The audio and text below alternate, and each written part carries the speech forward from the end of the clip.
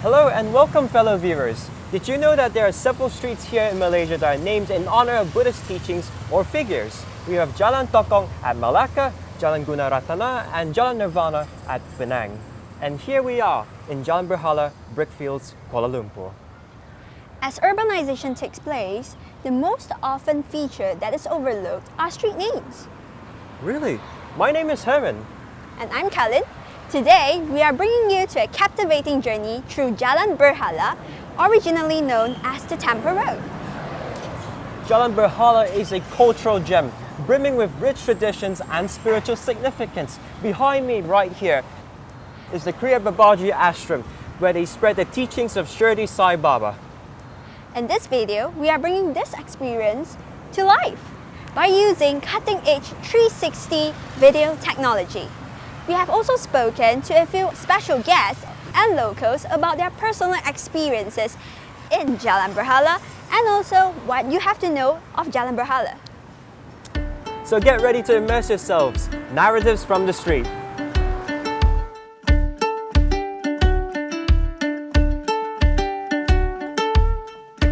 Our first virtual stop is the magnificent Zion Cathedral. This church, established in the 60s, is the symbol of Christian heritage in Malaysia. The pastor of the church, Reverend Balan Moses, who has authored 2 books on the history and stories of Brickfields, will now join us inside. Flying kites, something that has been forgotten by the generation subsequent to me. We used to run from Brickfields all the way to Bangsa to retrieve kites that had been cut, potong, by a rival flying his own or their own kite or kites. It was a fantastic time, no slippers, barefoot, but who bothered about that at that age? You may visit our YouTube channel and you'll find a playlist containing all the food interviews, including this one with Reverend Balan Moses. Don't forget to like, click the notification bell and subscribe our YouTube channel, Narratives from the Street. Hi everyone, my name is Cynthia, the one who interviewed Reverend Balan Moses just now. Today, we are embarking on a unique journey from the majestic Evangelical Lutheran Zion Cathedral all the way to the serene Buddhist Maha Vihara in Brickfields, Kuala Lumpur. Get ready to connect the dots between landmarks and teachings. Nestled along Jalan Sultan Abdul Samad is the Evangelical Lutheran Zion Cathedral.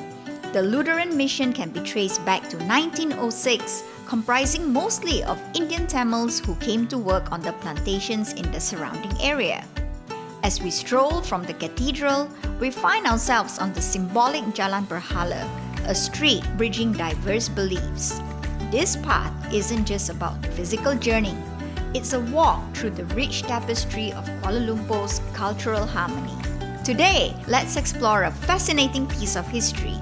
Did you know that the street known as Jalan Berhala was originally called Temple Road back in 1919? This name persisted until 1960 when it was renamed to Jalan Berhala. Now, hold on to your hats for a fun blast from the past about Brickfields. This place was once known as Batu 15 or 15-mile hotspot, or as the Chinese call it, Sapmpei, kind of like an old-school GPS coordinate. Why? Because it was a cool 15 miles from the Klang River, which was like the main highway for travelers back in the day. It's like saying, hey, meet me at the 15-mile mark from the river. A quirky and practical way for our ancestors to say, you have arrived. Jalan Berhala has always been synonymous with cultural and religious practices. Standing prominently behind me, right here, is the Buddhist Maha Vihara temple. It was constructed a century ago, 1895. This temple right here has been a focal point of Wesak Day celebrations in Malaysia. To the public, this is usually linked to the Grand Wesak Day parade. And guess what? We have this year's float processions in 360.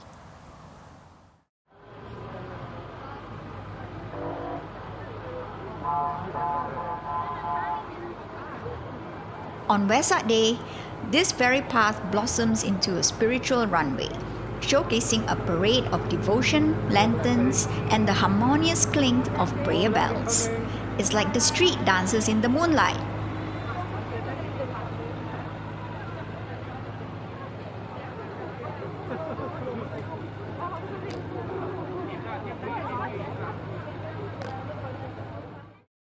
It's a blessing to see these colorful floats bringing Buddha stories to life.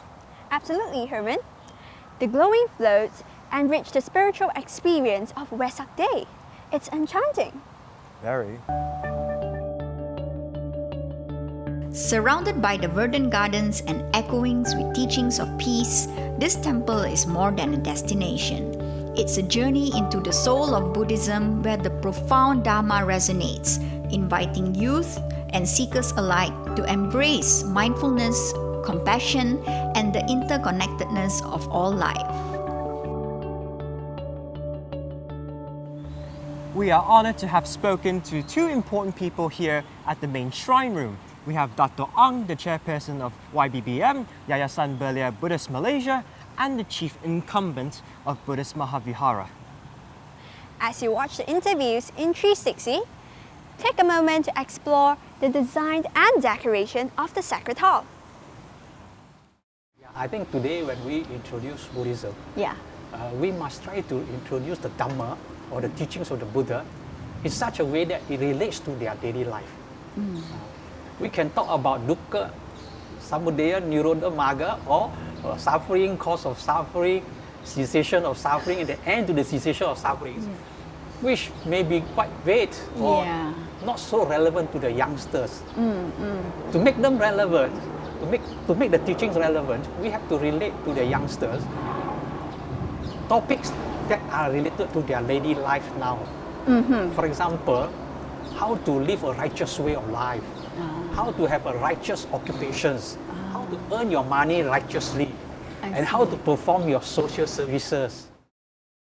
And according to my understanding, those days, those old uncles and aunties used to tell me, so the Sinhalese Sri Lankan community, since they saw this Bodhi tree, they start to put oil lamp, candlelight, all this. So then slowly started to get together and build the what they call Bodhi structure, then become slowly they wanted to make this place a Buddhist temple. If you want to hear more of Dr. Ang's and the Chief's insightful interviews, remember to check out our YouTube channel for the full video. Now, let's get a move on to our next location. It's short distance away, the Temple of Fine Arts, KL.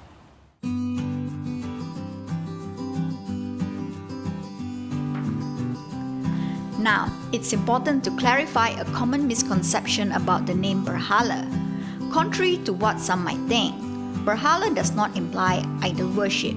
In fact, the term Berhala is derived from the Malay word biara, which translates to place of worship. Additionally, its roots can be traced back to the Sanskrit word vihara, meaning place of residence. Buddhists do not worship idols, but rather use images and statues as symbolic representations to honor and remember the perfect enlightenment and ultimate perfection achieved by Buddha.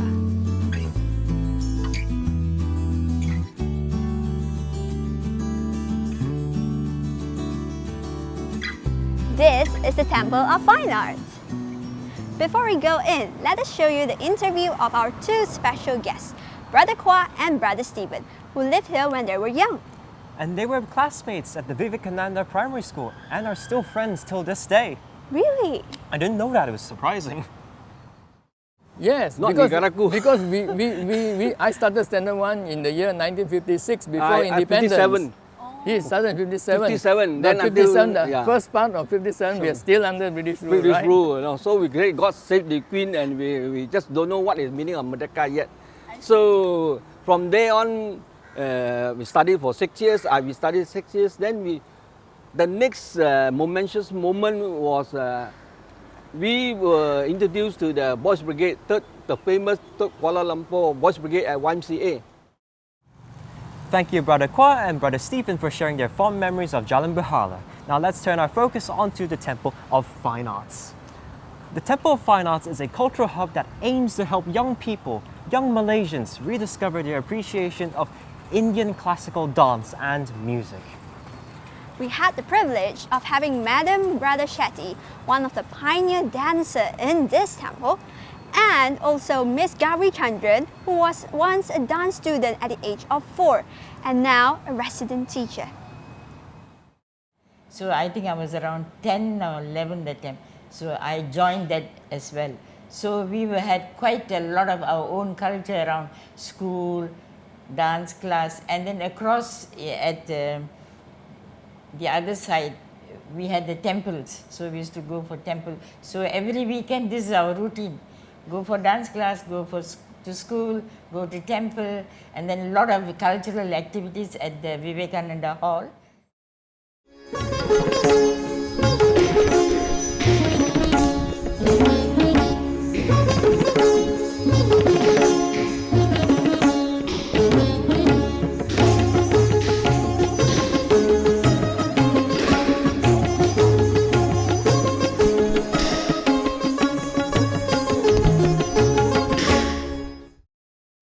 Thank you, Ms. Gauri, for that inspiring dance performance. So whether you're a budding artist, a culture lover, or simply seeking inspiration, we invite you to step into the world of artistic enlightenment at the Temple of Fine Arts, Kuala Lumpur. What an inspiring journey of Madam Radha and the stunning dance routine by Miss Gauri at the Temple of Fine Arts, a haven for nurturing classical Indian arts and culture in the heart of Kuala Lumpur. Madam Radha Shetty, whose pioneering spirits was instrumental in establishing the Temple of Fine Arts, marking the beginning of a rich cultural legacy. Did you enjoy the dance routine by Miss Gauri?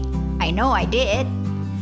Also, wasn't it heartwarming to see a bond forged through shared memories between Brother Kwa and Mr. Lau, reminiscing about their days in the Boys' Brigade, and their childhood adventures in Brickfields was indeed something to be treasured.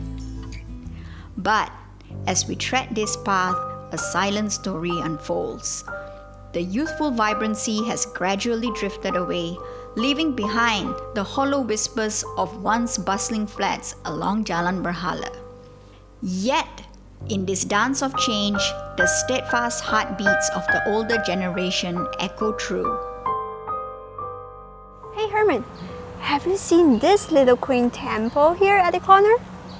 I was told that its caretakers, Mr. Goh and Mr. Teos, are long residents here in Jalan Berhala. Well, that's right. Mr. Goh is actually Mr. Teo's uncle. Wow. Which means they've been here for generations, actually, for a very long time. Now let's have a listen in on their experience.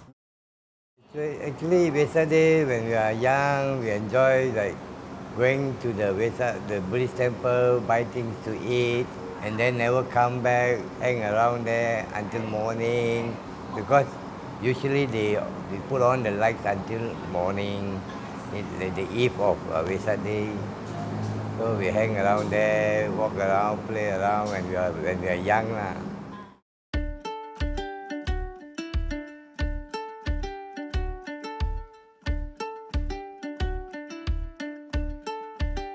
We are now taking our last leg of our walk from the serene Chai Kong Temple to the divine embrace of Sri Sakthi Vinayagar Temple.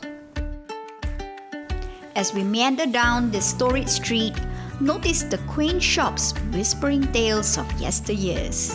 Mary's Store, a beacon of continuity, stands proudly, offering sundry smiles and supplies just like it has for decades.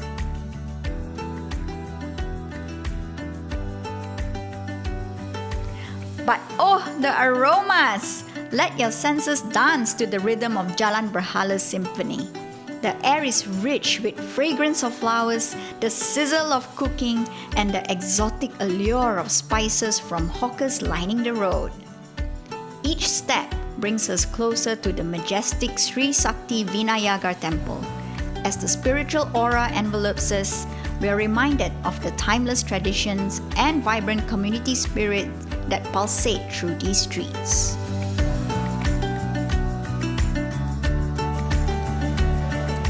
We are here at the last stop of our exploration of Jalan Berhala. Behind us right here is the Vinayagar temple, a Hindu temple where its devotees worship Lord Karpaga Vinayagar, Ganesh. The purpose of our project is to archive the history behind the roads with Buddhist names, which is instrumental in preserving national identity and cultural heritage, particularly Buddhism, in the local context. Thank you again for joining us on this immersive exploration of history, religion and art. Narratives from the street, just waiting to be discovered. We will see you again when we explore another road in Malaysia. Bye bye!